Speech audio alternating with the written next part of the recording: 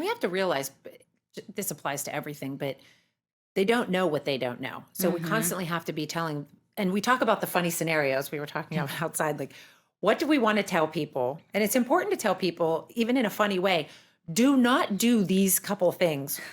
Welcome to We're in Escrow. With me, Jenny Butler of The Property Closers, the podcast that opens doors to a world of property, passion, and palate-pleasing discussions. From dissecting the current market to building wealth through real estate, invaluable tips for buying and selling, join me as we get to know real estate junkies in Pittsburgh and beyond. Welcome to our second episode of We're in Escrow. Today we have with us the co-founding agents of the Askin Wilson Group through Compass Real Estate. And I do have to say that not all realtors are created equal. So I am going to talk to you about how different you guys are because you bring a lot to the table that's very interesting. Namaste. Namaste.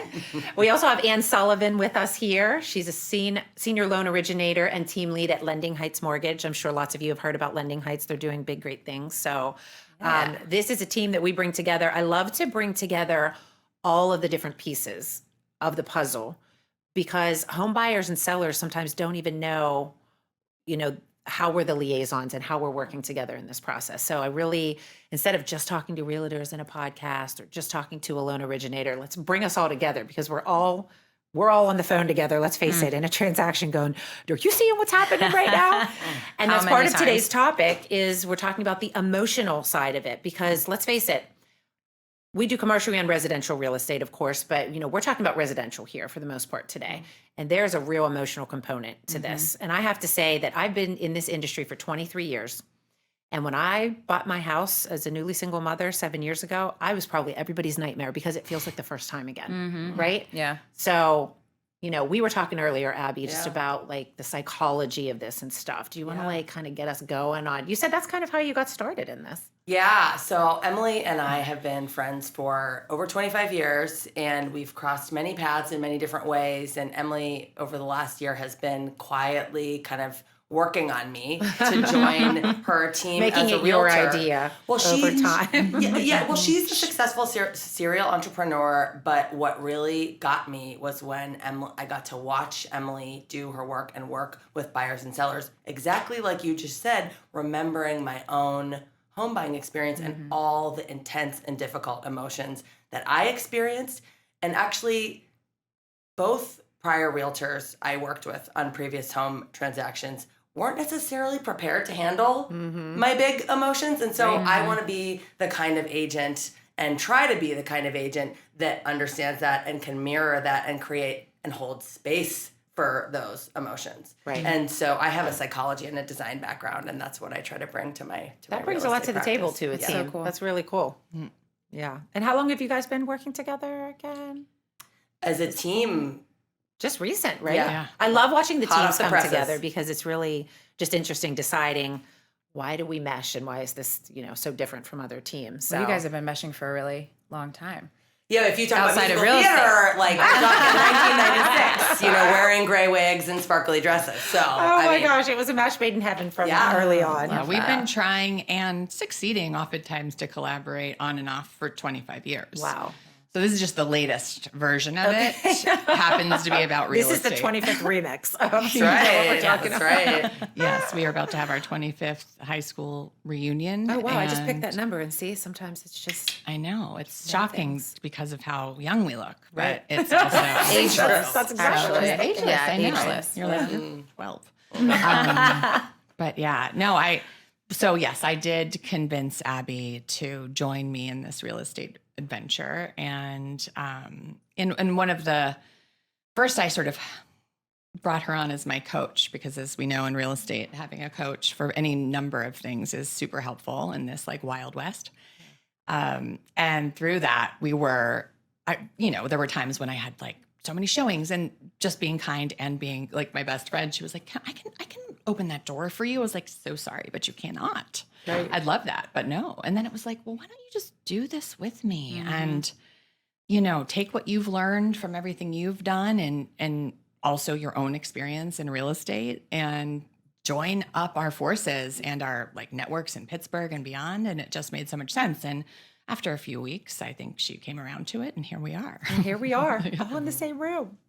Well, we're going to talk about, situations that become emotional. I mean, there's the obvious, of course, but one of the ones that we were talking about outside before we got in here, and we've talked about in some of our previous lunches together, everyone's talking about rates. Okay, the rates are where they are. We're not going to talk today about when they're going to go up and when they're going to go down. And I think Let me get my crystal ball out. Yeah, right. I mean, but it's important to talk about, no matter where we are in history, with rates, how do we educate people on what that really means? Because in your situation, and I've watched this over and over again, you put all this work in, you're talking to, and then 2 weeks before things are kind of coming together, somebody looks at you and they're like, oh, I'm sorry, I'm not working with you anymore. I found a better rate. And they don't even know what that means. They don't know how much on the back end. No, they have and no so idea. that's very emotional. Can you talk to us a little bit about just what's behind rates?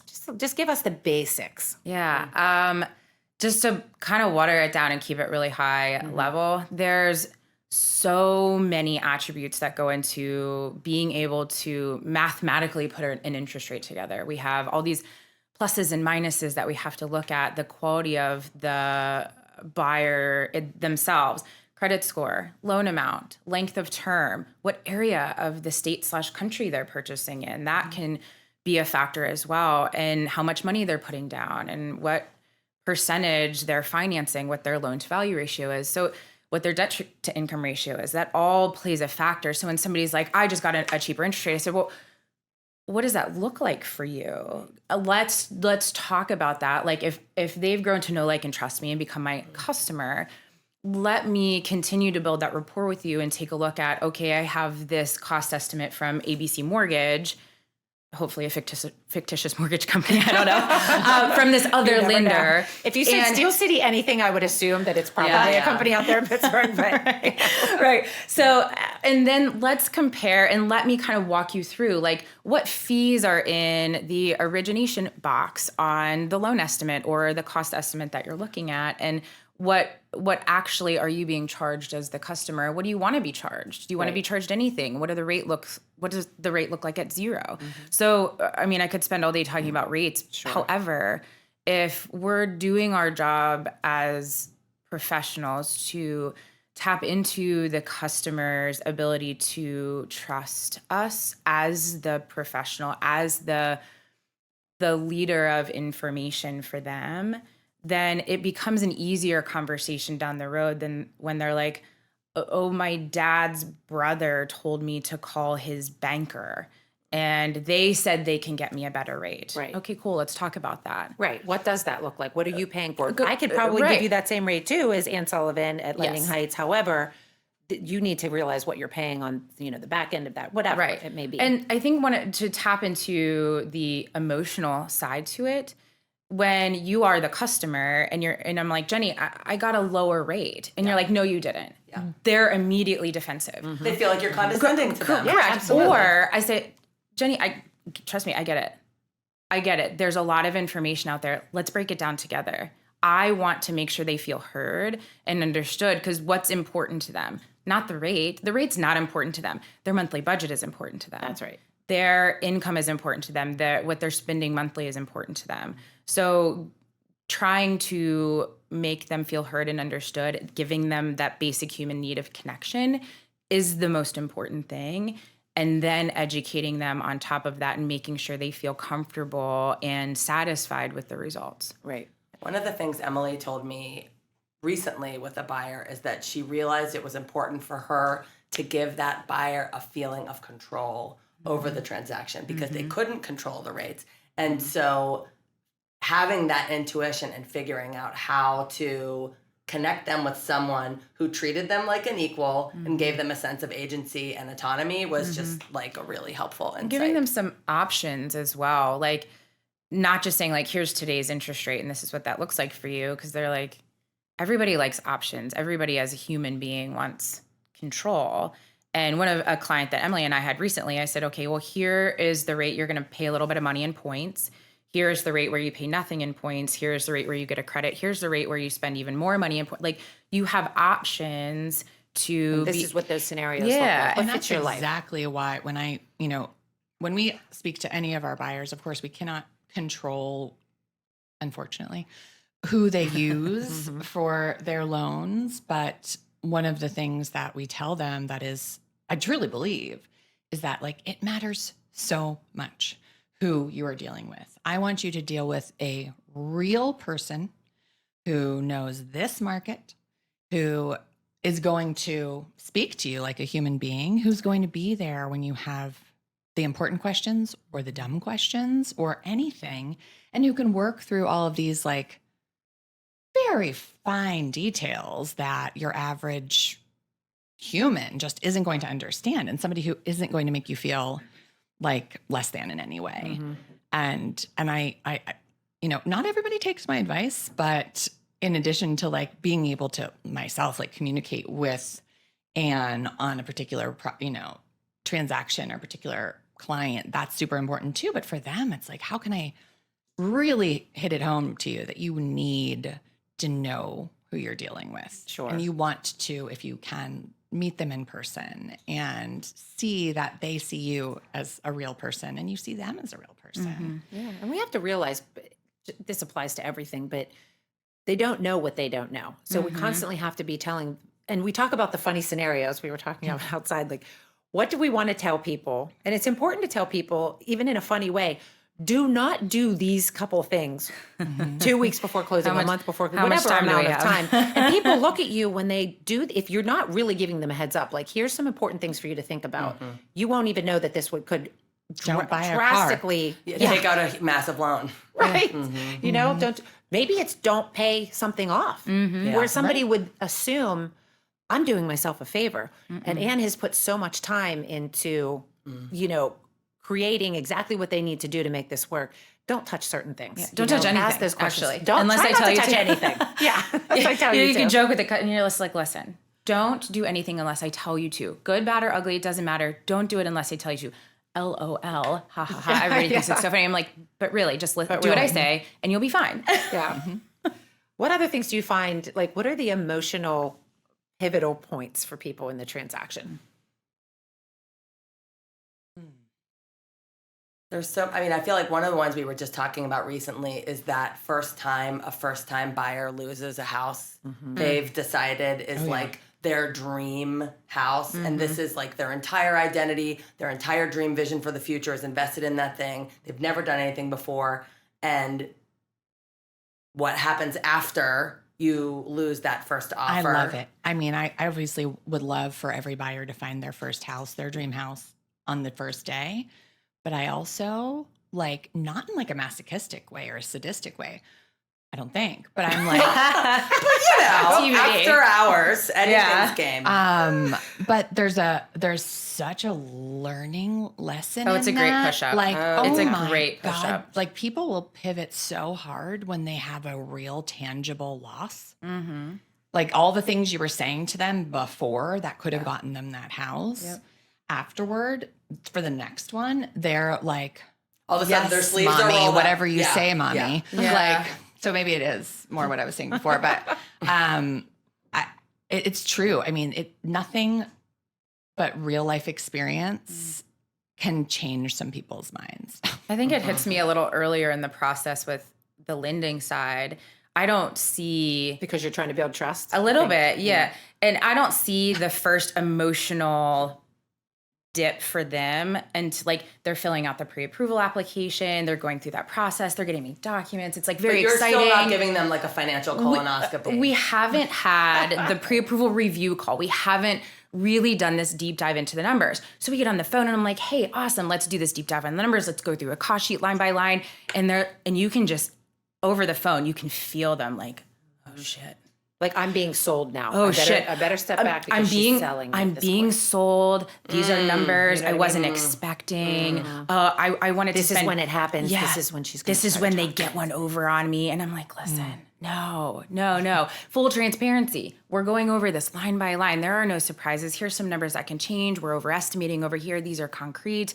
And if you want your payment to be $2,000 a month, here's what that looks like for you. And here we're preparing you to be able to make fast decisions when you're quote unquote out in the field with your real estate agent. So as people are kind of getting through that process, they're like, oh boy, like I'm buckling my seatbelt, I'm strapping in for this wild ride ahead. Like before then, they're in HGTV land, right? Like maybe they've seen a couple properties, they're very excited about the house buying process. Maybe it's like with a new significant other, they're maybe like doing it on their own. Like they have all this emotion built up, and then they get to me and I'm like, by the way, financially, have to pay for that lavender fields paint that you're already putting on the wall. correct. Like we got to put like pen to paper now. And they're like, okay, great. This is the less sexy side of real estate. Right. The I numbers. also genuinely don't think a lot of buyers, as educated as they may be, and even in the real estate process, don't expect the closing costs. No. So they know, oh, I have this money to put down on the loan, right? But then you tell them that they're going to pay another, 10% of the purchase price-ish in their closing costs or whatever it might be. And they're just like, well, that seems criminal. absurd. Right. Oh, by the way, in the city of Pittsburgh, your Right. transfer taxes. Right. Well, right. Yeah. And, 2.5%. So, and I genuinely think that's part of it. It's that, like, I think that moment of everything outside of the purchase price of the house, the money they're going to put down.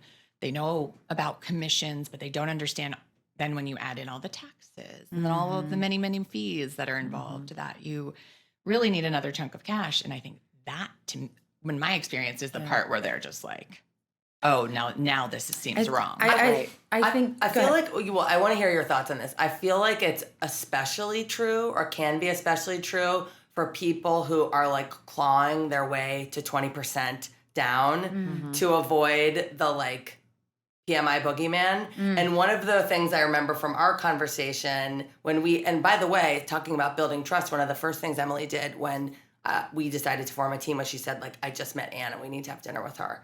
So that was a really cool, it was great. So It fun. was amazing. Mostly just girl talk. Yeah.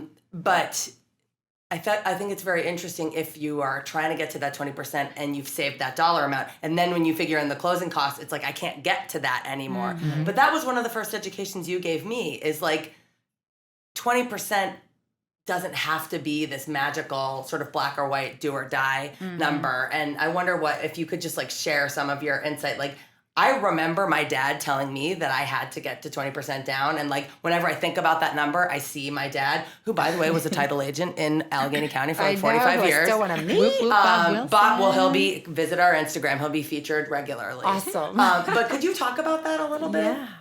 Yeah, I love that misnomer, actually. I get really excited for people when they want to put additional money down. It's just such a good cost savings for them. Of course. However, when we look at doing a loan for less than 20% down, people are, I want to avoid PMI. I'm like, okay, well, what is that? Again, when we're talking about rates, interest rates, there's a PMI rate, right? And I'm like, okay, well, what does that look like? Like, what kind of savings do you think you're getting? And kind of putting the ball back in their court. And they're like, I don't know. My dad just told me not to pay PMI. Right. I'm like, okay, cool. Well, let's talk about it. So you weren't expecting these closing costs, and let's call it 5%. 5% of the purchase price is these extra closing costs you, like, quote unquote, weren't expecting. And let's back your down payment up to 15% down. Now you have enough money to get to closing. Oh, well, I don't want to pay PMI. I'm like, well, what if your PMI was $20 a month? Is that a big deal? No. Oh, I expected it to be a lot higher. Totally understood. I think PMI gets a bad rap from many, many decades ago, or even several years ago. It's made some vast changes, whether you're government, conventional, this PMI boogeyman. I love that. I do love that. I love that. The PMI boogeyman, he's Registered trademark. yeah, don't try and take that anywhere. He's not out to get you. He's out to protect the lender's investment on the hundreds of thousands of dollars that we're offering to the client if they don't have just maybe quite as much skin in the game. Yeah. And it changes in increments of 5, and then, between 3% down and 5% down, it changes on a conventional loan as well. So when you start talking about real dollars and cents, it's like, okay, well, if you need to stay under X amount of dollars for your closing, so down payment and closing costs all combined, then here's what the down payment needs to look like. And oh, by the way, your mortgage insurance is only $20 a month or $40 a month or $80 a month or whatever it is. And when you start talking to them, we talked about your budget already. We talked about your monthly budget. You said you wanted to be at $2,000 a month. Awesome. Here's what that purchase price looks like for you. Here's what that down payment amount looks like for you. And the part of your payment that is mortgage insurance is X. Does that feel okay? 9.9 times out of 10? Yeah. Yeah. You're making it happen. People, a man much smarter than me, he actually owns United Wholesale Mortgage, Matt Ishbia, he says all the time, people don't want a mortgage. They want a house. Yeah. So when we as industry professionals can come together and give them the thing that they actually want by the channels that we have to provide to them, title, lending, real estate professional, if we can actually give them what they want, they're happy. And if we manage their expectation, make them feel heard and connected, and give them the essence of control that they're looking for, there's not a time that I think it goes wrong when you prepare the buyer like that ahead of time. And let's face it, I feel like in my experience, and it is over 20 years, realtors drive the bus with 100%. the buyers and sellers. Yeah. That's who, for whatever reason, that's who they trust the most. And so I think there's a real responsibility on realtors, and it's a shame because I know the rules. We all know the rules. You have to give them 3 choices. You're not allowed to steer. We know all that. But I believe that actually guiding them to people like Ann who are going to do that job for them and consistently redirecting them when they want to bounce is actually healthy and doing your job. That's really protecting them. You're still telling them you could go anywhere you want to go. You can choose anyone you want to choose, but I'm representing you here. And if you start to go astray and I think that that's not best for you, I at least want you to talk to somebody that I trust and I know will be honest with you. And then you can make your decision. Don't you think that's so important? And also not like, for them to trust me as the lender, to know that I'm not going to like shove it down their throat once I get them in on the phone or in front of me. Like that I'll do my fiduciary responsibility and humanitarian responsibility, if that's a word, to just say, hey, cool, let me give you my opinion and guidance and do you. But here's what Emily does all the time that solves that problem without directing just to a person. She asks the kind of questions, do you have a phone number for a person at this lender? Can you call them on their cell phone? Are they available on the weekend? What have they given you in writing? What sorts of questions are they asking you? And so equipping them with the kind of questions to do the due diligence, I think is a really respectful way to handle that conversation and to not be a gatekeeper about like, this is the kind of stuff that you want to be looking for. Sure.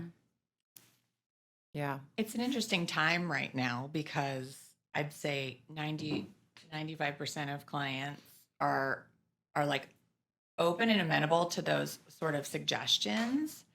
And I'd say there are a few who the rate of the day is dictates their mood and what they are feeling on that given day about their real estate journey in general. Oh, wow. That really does. Oh, yeah. Because I always think about this. People think that we work so closely together, which we do, but I always say, I'm not in your shoes on a daily basis. I've been in real estate. I've been on the mortgage side, but it's so interesting to hear we're talking to the same people, but so on any given day, that rate could have them in a tiz with you. Well, and they're waking up looking at social media on their phone, and depending on what they're following, that might be the first thing that they're seeing in the morning. Or what other platforms they follow. Right. And by the time they get to me, they're like, oh, I just saw that the rates right now are just so high. And again, what does that even mean? Right. What does that mean? Yes, the rates are up from where they were a couple of years ago, which was not real life.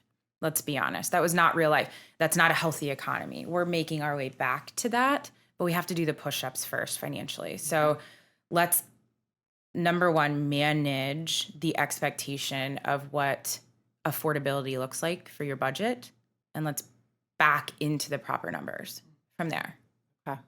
What about inspection process? Do you find like that's a pivotal point where people start to freak out? I did, and I get the process. I looked at it, I was like, holy shit, I'm calling my realtor who's one of my best friends since high school. He goes, are you serious right now, Jen? Like, really? You've been doing this and I was like, but it's your house. So Yeah. different. You know? So you're like, I need to address all of these. Do you feel like Well, at inspection that time point, is a moment? they've put some money on the line. Right. It is actually gone out Real of their life. accounts. Yeah. And now they know they're somewhat beholden financially, not just emotionally, which they also are, to this property. And now somebody's coming and telling them, You got a there's lemon. something wrong with this Your house is property, about to which burn to the ground. BT Dubs, like, is literally the inspector's job. And they would not have a job if they didn't tell you every little chip of paint that was coming off the wall. And that's a liability for them. Right. So like a lot of my, discussions with my clients when we're going through inspections are around if they're particularly freaked out. I say there are some things that we can freak out about together. I'll cry with you when we see that this foundation is unsalvageable. I'll have a drink with you when we find there's mold because is it fixable? Yes. Is it annoying? Totally. If we find out that the roof has a leak, I don't know if that's not like life ending, Right. but there are all these things, that rickety railing is not the reason for you to blow this house up and to like go cry into your pillow, Right. so it's sort of like managing like everything, like managing their expectations and in an ideal world. And actually this is something we've talked about bringing into our practice is sharing with our clients ahead of time a couple of different inspection reports, like generic, So no smart. personal information on it, obviously, but bringing it to the table and saying like, so look, this was a good inspection report. And these are the kinds of homes that you are probably going to be seeing. And like, by the way, a good inspection report Still has stuff on it. will never not have stuff But I on love it. your approach because you're meeting the customer in their fear. Because that's the truth. They're afraid. Sure. And that's part of that. That's one of the main emotional drivers in the customer. They're afraid of so many things. And you're meeting them there and saying like, yeah, you're allowed to feel that. Actually, I would be maybe concerned if you weren't a little afraid. This is a huge deal. And all of a sudden they feel heard and connected with. And it's just meeting them like just right where they are. I think that's such an incredibly missed approach by a lot of people. And this process is everything is contingent upon something else. Like when I talk to my team and somebody is so unreasonable, I consider myself a reasonable person, but I can be that way when stress is anywhere in life. Yeah. And you think about just the domino effect that people don't understand in our business. There's always something happening. They're buying that house, but they know that they're responsible for this person that's buying their home because they're the seller in the home behind them. And it's just this long line of dominoes and everything. One is affecting the other. My son last night was talking about something totally unrelated, but he was like, well, and he feels like that about that kid, and that kid feels like that about the other kid. And it's really just like one giant connected caterpillar. So I kind of feel like it's I'm sort of obsessed with that. It's cute. There's also a lot of emotions on the sell side with an inspection report because it's also like somebody's telling you your baby isn't cute.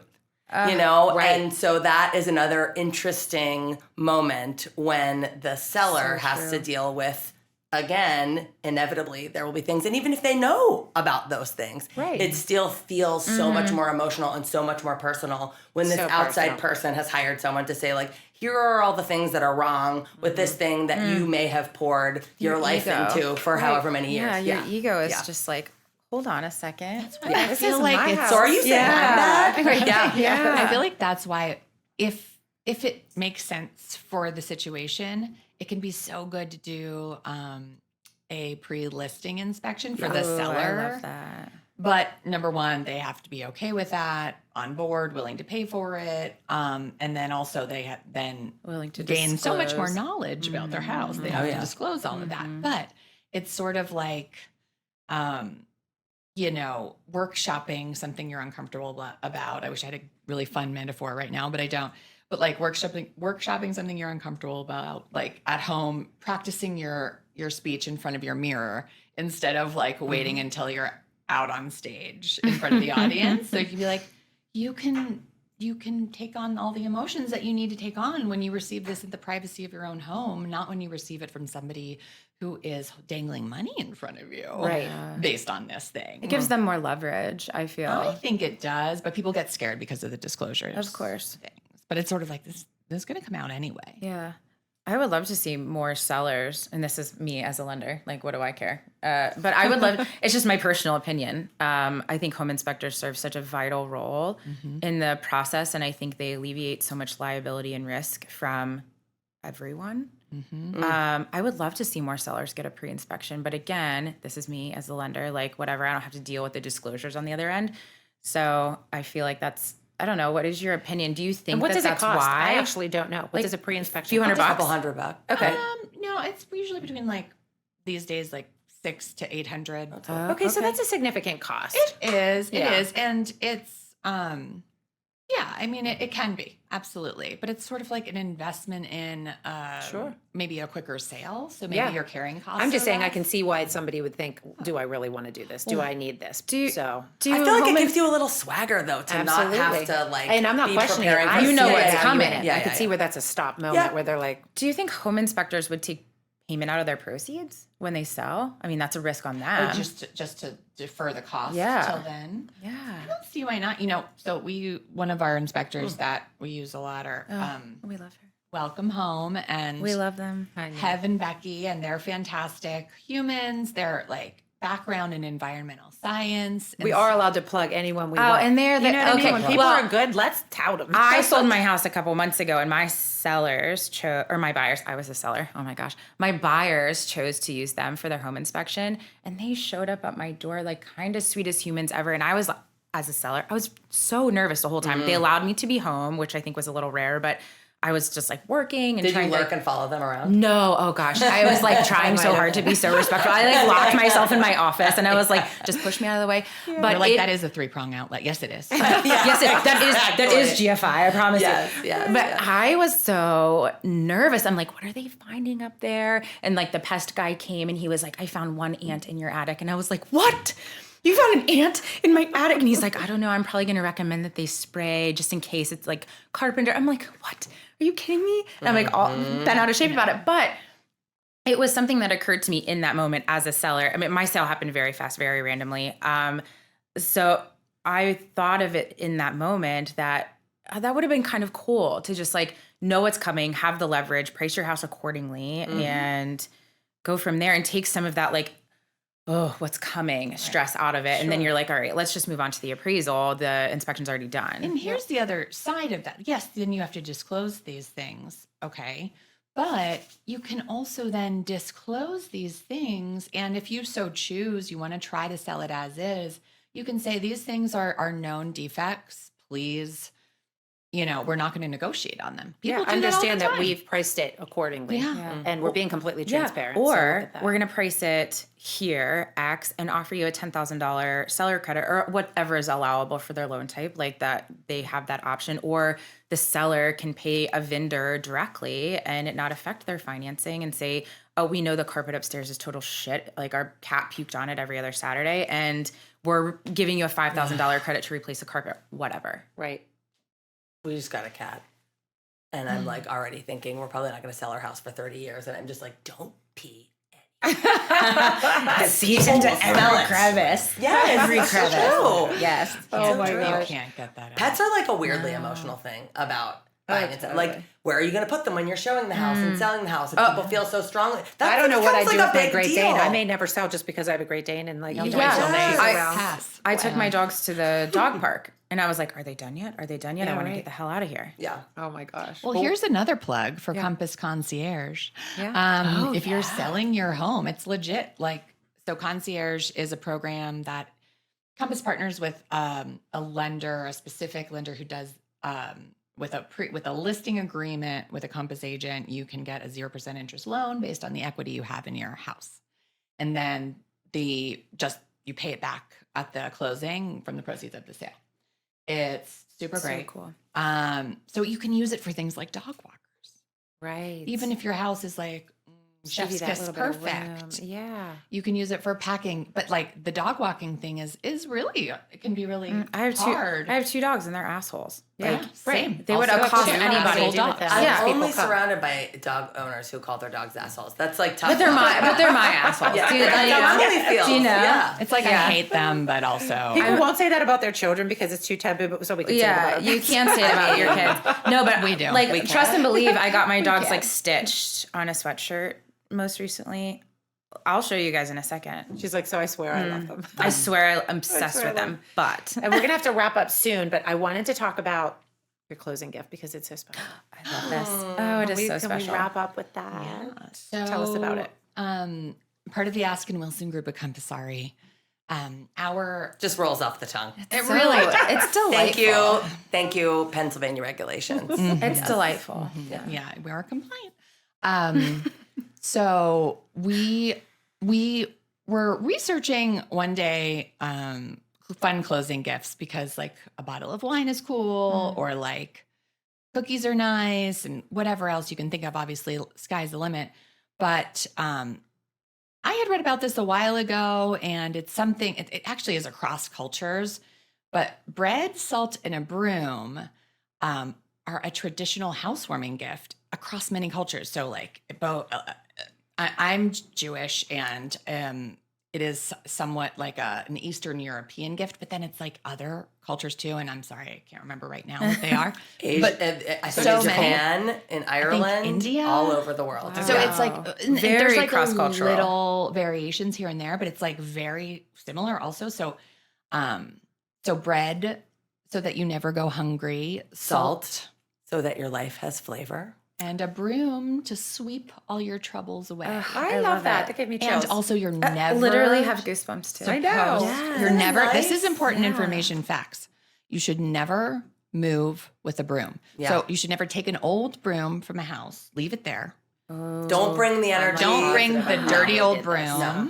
to the new. I'm burning my space. broom We've all done immediately. it. Get rid of it. Yeah, I'm Yeah. burning it immediately. Burning mine tonight. 7 years later. Not a bra burning. Invite me. I Broom will, burning. yeah, love it. Yeah. In addition to that, there's a functional aspect to that because in an ideal world, you haven't brought a broom and now you need a broom. Right. So, yeah, and actually, we gave one to clients who closed the other Yes. day, and Sweetest on the and planet. My client's partner, who is Canadian, and I don't know what the Canadian connection is there. Probably just another culture that uses it. But he was like, "Oh yeah, that I know what that is. That's." Mhm.